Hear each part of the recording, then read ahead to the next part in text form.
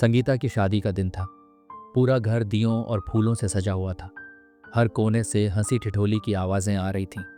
महिलाएं गीत गा रही थीं, बच्चे इधर उधर दौड़ रहे थे और रिश्तेदार तैयारी में लगे थे।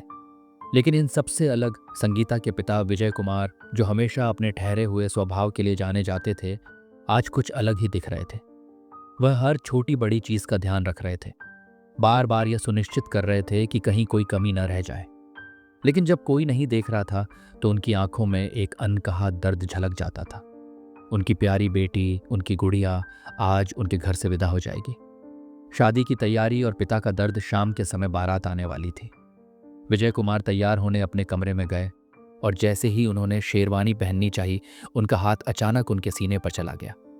एक तीखी चुभन महसूस हुई, सांसें तेज हो गईं, लेकिन उन्होंने जल्दी से एक दवाई निकाली और खा ली। ये दर्द नहीं, सिर्फ थकान है, उन्होंने खुद को समझाने की कोशिश की।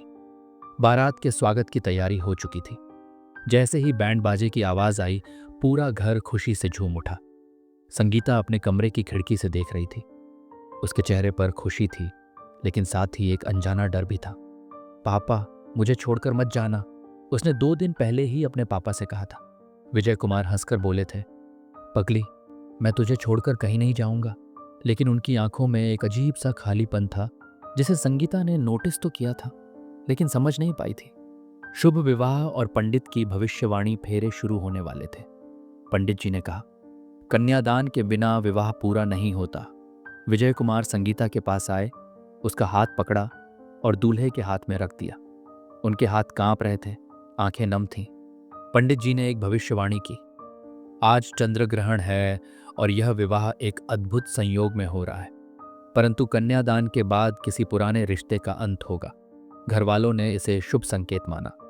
पुराने रिश्ते का अंत मतलब बेटी अब ससुराल की हो जाएगी। लेकिन विजय कुमार को लगा कि जैसे उनकी धड़कन धीमी हो रही हो। उन्होंने अपने सीने पर हल्का सा हाथ रखा और जोर से सांस ली।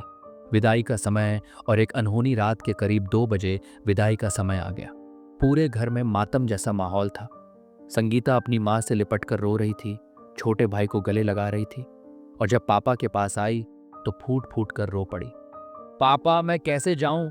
आप लोगों के बिना रहूंगी कैसे? विजय कुमार ने अपने आंसू रोकते हुए कहा, बेटा, बेटियां पराई होती हैं, पर याद रखना, तेरा यह घर हमेशा तेरा रहेगा। मैं हमेशा तेरे साथ हूं।